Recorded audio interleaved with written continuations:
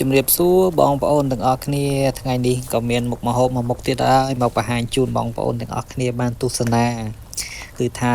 របៀបនៃការស្ងោរជ្រក់មាន់ស្រែមែនតែនទៅមុខម្ហូបមួយមុខនេះបងប្អូនក៏ធ្លាប់តែធ្វើទាំងអស់គ្នាហ្នឹងទាំងខ្ញុំទាំងបងប្អូនគាត់ថារបៀបនៃការធ្វើវាមានផ្សេងគ្នាបាទតិចនិចផ្សេងគ្នាហើយខ្ញុំក៏តែងតែថា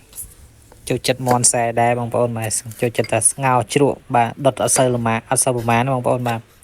ហើយគ្រឿងក្រៅរបស់យើងដែលយកមកស្ងោរជ្រក់មាន់ស្រែនេះមិនដូចជាមិនអីប្លែកពីបងប្អូនប្រមាណទេបាទវាមានម្ទេសមានរំដេងមានកូរស្លឹកគ្រៃមានមើមខ្ទឹមខមខ្ទឹមសមានជីរណាជីនឹងវងហើយនឹងជាពិសេសគឺម្ជូរកសាំងដោយសារខ្ញុំអត់ចង់ប្រើក្រូចឆ្មាខ្ញុំចង់ប្រើម្ជូរកសាំងវិញវាមានរសជាតិឆ្ងាញ់ដិតមួយយ៉ាងបាទហើយដោយសារមានកសាំងនៅក្រោយផ្ទះហើយ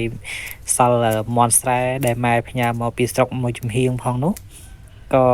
ស្ងោរជ្រក់ទៅហើយណាមួយមេឃយ៉ាងតិចអញ្ចឹងគឺថាចូលជាតិតែម្ដងក្រោយមកទៀតខ្ញុំចាប់ដើមកាប់មាន់ហើយកាប់មាន់ហ្នឹងគឺមិនកាប់ជាធំពេកទេបងប្អូនបាទកាប់ល្មមទៅដើម្បីឲ្យវាងាយផុយល្អមែនតើទៅមុខម្ហូបមុខនេះក៏អត់សូវជាមានគ្រឿងអីពិសេសណាស់ណាអីទេបងប្អូនបាទងាយទេបាទក្រោយពីកាប់រួចហើយខ្ញុំនឹងគ្រឿងក្រៅហើយនឹងសាច់មាន់អីហ្នឹងមានតែប៉ុណ្្នឹងឯងបងប្អូនដែលបានបង្ហាញហ្នឹងឯងហើយក្រោយមកទៀតក៏ចាប់ដើមធ្វើការដាំទឹកឲ្យពុះបាទក្រោយពីទឹកពុះហើយខ្ញុំដាក់អំបិលបន្តិចបងប្អូនបាទដាក់អំបិលបន្តិចហើយក៏ខ្ញុំធ្វើការចាប់ដើមដាក់គ្រឿងដែលយើងបានហាន់អំបាញ់មិញហ្នឹង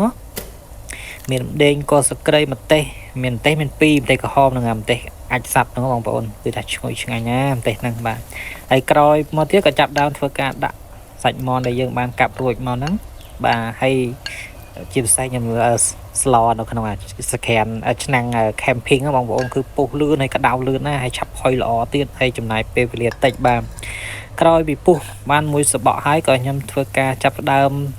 ថែមម្ជូរកសាំងបងប្អូនបាទខ្ញុំដាក់ជូរកសាំងហើយជូរល្មមបងប្អូនបាទហើយជូរជ្រះល្អណាបងប្អូនហើយមានរសជាតិឆ្ងាញ់តែម្ដងបាទក្រោយពីបានពុះនេះបងប្អូនណាចេះក្លិននឹងឈ្ងុយតែម្ដងបាទហើយបន្តមកទៀតក៏ចាប់ដើមដាក់ស្ករបន្តិចបងប្អូនបាទហើយគ្រឿងរបស់យើងមានអីមានទឹកត្រីស្ករប៊ីចេងរ៉ូឌីនឹងឯងបងប្អូនសម្រាប់គ្រឿងស្ងោរជ្រក់មាន់នេះទៀតសោតមិនពិបាកធ្វើឲ្យងាយហើយលឿនទៀតហើយឆ្ងាញ់ជាហើយចេះក្លិននឹងឈ្ងុយជាពិសេសមាន់ខ្សែយើងហ្នឹងបងប្អូនបាទឆ្ងាញ់ជាងមាន់កសិកម្មឆ្ងាញ់ជាងមាន់3សាសទៅទៀតណហើយមិនងាយទេពេលខ្លះយើងនៅក្រុងអីវិញមកធ្វើការឆ្ងាយពីស្រុកអីហ្នឹងពេលខ្លះមានលុយមិនប្រកាសថាអាចទិញមាន់ខ្សែបានញ៉ាំទេណា